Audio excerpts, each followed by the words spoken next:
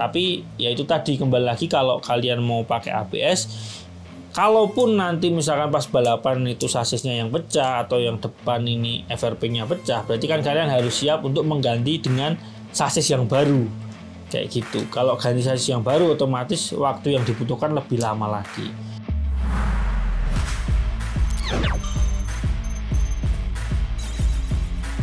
Oke, assalamualaikum warahmatullahi wabarakatuh. Kembali lagi bersama aku Tommy. Di video kali ini kita mau bahas pertanyaan-pertanyaan dari netizen.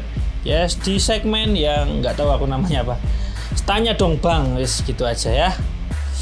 Oke, pertanyaannya juga seputar Tamiya dan aku akan bantu jawab sejauh yang aku kulik, sejauh yang aku coba sendiri. Bukan berdasarkan jari ini, tapi memang sejauh yang aku coba sendiri gitu ya. Kalau ada pendapat lain silahkan kalian bisa tulis di kolom komentar gitu guys. Oke, sudah ada beberapa pertanyaan. Sekitar 4 hari yang lalu aku bikin open submission buat kalian yang mau nanya. Ini sudah ada berapa ya, 4 lebih deh, sudah ada 7 pertanyaan. Kita akan bahas satu persatu gitu guys. Oke, yang pertama ada dari Vincentong 6780.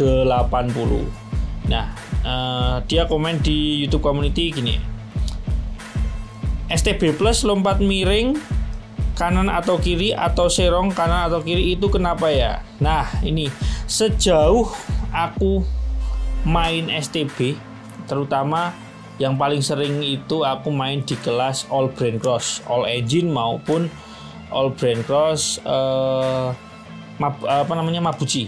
Nah, yang paling sering bikin lompat miring kanan atau miring kiri itu adalah posisi ini.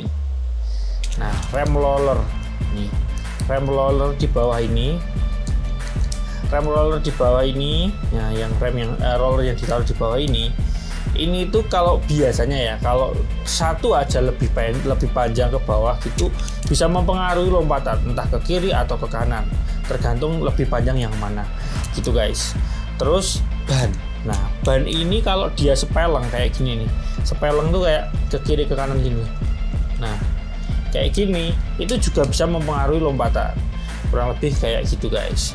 Terus roller itu kalau yang satu seret, yang satu loncer, itu juga bisa mempengaruhi lompatan gitu guys. Jadi lompatan itu ya kita yang menganalisa. Kalau dari pengalamanku ya, aku gitu.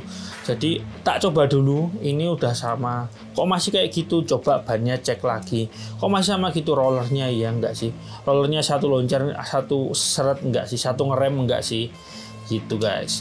Atau mungkin derajatnya ini, derajat roller depan ini terlalu terlalu nunduk gitu guys. Ya kalian bisa cek sendiri, kalian bisa uji sendiri gitu guys. Kalau kalian punya pendapat lain silahkan tulis di kolom komentar. Oke, kita akan baca komentar yang kedua. Pertanyaan selanjutnya, tanya dong bang, ajarin breaking Mabuchi tutup budek atau tutup bening. Oke, di video sebelumnya, nah ini aku tampilin di sini ya berarti, atau di sini ya. Nah ini kalau nggak di sini, ini aku tampilin cara breaking dinamo Mabuchi yang aku pakai. Metodenya tuh sebenarnya banyak banget metode yang bisa kalian pakai, bisa kalian cobain sendiri. Banyak sekali metode yang bisa kalian cobain sendiri. Nah kalau aku nyamannya lebih ke pakai yang cara ini. Itu untuk breaking yang tidak di race. Kalau di race beda lagi. Kalau di race karena kita pengennya instan ya, semuanya serba instan. Nanti kita akan cobain breaking yang instan gitu guys. Kalau yang ini breaking untuk membuat mesin dan tidak langsung dipakai gitu guys. Oke, sudah terjawab. Kalau ada jawaban lain mungkin kalian bisa tulis di kolom komentar. Selanjutnya, rakit kit Magframe Korea merek Daxing. Oke, ini Magframe Korea Daxing. Harganya sih kalau nggak salah 130 atau 110 ya, aku lupa. Yang aku pernah punya itu Magframe Black Special. Nah ini dia Magframe Black Special. Ini pernah aku bikin videonya, ini aku tampilin di sini ya.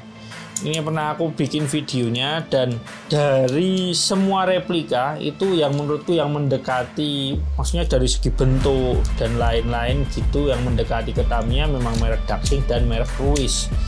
Merek lain seperti Moang dan lain-lain memang agak kurang karena ya cost produksinya mungkin lebih murah, harga jualnya juga lebih murah gitu guys. Cuman untuk soal presisi dan kualitas bahannya memang nggak bisa nyamain sama merek Tamiya gitu guys.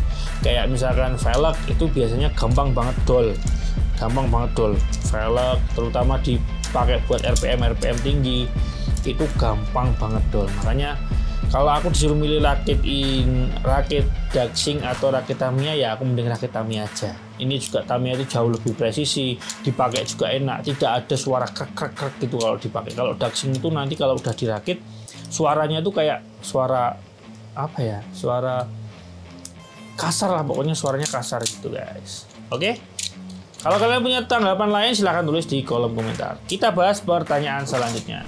Mas, plus minus FMA side damper di video awal-awal, aku videoin nggak ya? Kayaknya tak videoin. Di video awal-awal atau pas aku awal-awal main Tamiya itu aku coba bikin mobil damper. Waktu itu aku masih belum ngerti FRP itu apa, masih belum. Yang penting beli, aku rakit, bangun sesuka hatiku. Dari hasil coba-cobaku itu, memang FMA itu kenceng. Dengan posisi letak motor di depan, dia juga di track itu lebih gigit, lebih bertenaga.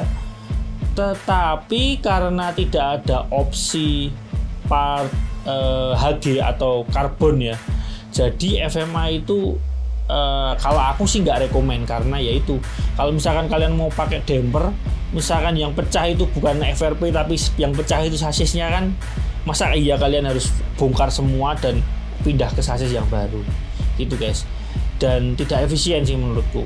Kalau plusnya ya itu tadi, dia plusnya itu kencengnya itu dalam artian apa ya, mobilnya tuh getak gitu loh, getak itu kayak akselerasinya jadi kerasa banget gitu loh. Ya kurang lebih hampir sama lah kayak FM, Super FM kayak gitu. Nah, pertanyaan selanjutnya dari, sorry tadi aku nggak sebutin namanya ya. Pertanyaan selanjutnya dari Fin Gaming 4563. Dinamo dan gear apa yang cocok untuk balapan biasa? Nah, gini guys. Balapan biasa tuh kayak gimana? Balapan biasa tuh kalau misalkan aku biasanya balapan sama temen-temen ya minimal ceng race kayak gitu. Atau balapan biasa tuh yang gimana? Kalau kalian cuman pengen main sama temen aja, menurutku stok motor atau motor bawaan dari kit Tamiya kayak gini udah cukup sih. Cuma kalau kalian pengen lebih kencang atau beli Daxing itu stok motornya lebih kencang daripada Tamiya gitu. Jadi kalau biasanya itu seperti apa dulu? Kalau biasa cuman buat having fun, ya kalian nggak perlu pakai dinamo yang hyper dash, yang seri dash lah, pokoknya itu nggak perlu. Yang penting kalian dapat funnya. Pakai aja dinamo yang stok motor, atau kalian beli Daxing diambil dinamonya doang gitu guys, menurutku gitu. Tapi kalau kalian memang pengen open race atau pengen ceng race gitu ya, pakailah dinamo yang proper dan sesuai dengan regulasi yang ada gitu guys. Oke, semoga bisa menjawab, dan silahkan kalau punya tanggapan lain tulis saja di kolom komentar. Oke, next selanjutnya kita akan baca komentar dari, masih ada 2 komentar lagi. Markul Super Mini 4WD. Oke, ikut nanya mas, saya penasaran dengan sasis VZ. Untuk bagian bumper depan itu kan dibuat secara terpisah dari sasisnya. Nah, itu aman atau tidak ya? Apakah mudah patah atau tidak? VZ itu jujur aku pernah dikasih oleh Mas Alek atau Mas CC Mini 4WD, tak rakit dan ikut balapan. Memang sasisnya kenceng sekali, maksudnya itu gimana ya? Pakai VZ tuh mobilnya tuh enak lah, mobilnya tuh akselerasinya dapet, speednya dapet.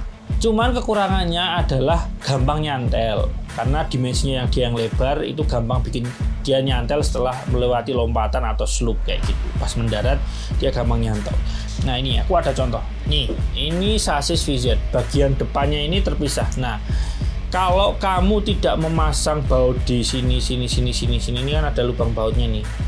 Nah, kalau kalian tidak memasang baut di tempat sini, biasanya yang kalah itu bagian yang dapat baut sini. Dia kalah. Atau biasanya kalau nabrak, dia nanti getas di sini. Gitu guys. Kalau kalian sudah masang semuanya, yang kalah biasanya ujungnya. Atau biasanya tempat rollernya itu kalah karena misalkan nabrak kenceng ya bisa patah gitu. Aku punya tapi aku lupa tak taruh di mana. Nanti aku cari. Itu roller sebelah kanan gara-gara adu banteng punyanya temen itu kelontang, malah dia balik ke track tapi arahnya berlawanan. Dia adu banteng dar dan pecah punyaku. Punyaku roller sebelah kanan udah pecah. Di lem pun sudah rasanya beda. Gitu guys. Karena memang sasis VZ ini adanya banyak ABS, jadi mungkin someday kalau udah ada yang reinforce atau mungkin yang karbon, ini bisa jadi alternatif buat kalian milih sasis selain sasis karbon Super 2 atau SFM gitu guys. Tapi ya itu tadi, kembali lagi kalau kalian mau pakai ABS, kalaupun nanti misalkan pas balapan itu sasisnya yang pecah atau yang depan ini FRP-nya pecah, berarti kan kalian harus siap untuk mengganti dengan sasis yang baru kayak gitu. Kalau ganti sasis yang baru, otomatis waktu yang dibutuhkan lebih lama lagi. Kalau kalian punya tanggapan lain, silahkan tulis di kolom komentar. Kita baca pertanyaan terakhir. Pertanyaan terakhir ada dari Ahirmeinda 8168. Oke. Samurai Sentai Shinkenja Appare. Oh ini ya. Nah ini kemarin aku sudah bikin video yang Tamiya Power Rangers. Nah pas di aku open submission question ini memang di situ aku tampilin fotonya apa namanya ya, foto 5 Tamiya Power Ranger. Nah ini ada yang pink, ada yang kuning, nih ada yang kuning. Ada kuning, ada merah, hijau, sama biru gitu. Nanti aku pengen bahas satu persatu di satu video juga. Apa saja part yang aku pakai di sini. Tentu saja ini udah partnya Tamiya semua. Ada beberapa yang partnya memang bukan dari Tamiya, karena memang cari part warna itu atau warna yang sesuai konsep itu memang agak susah. Gitu guys. Oke, di next video kita akan bikin review 55 Ranger ini. Oke.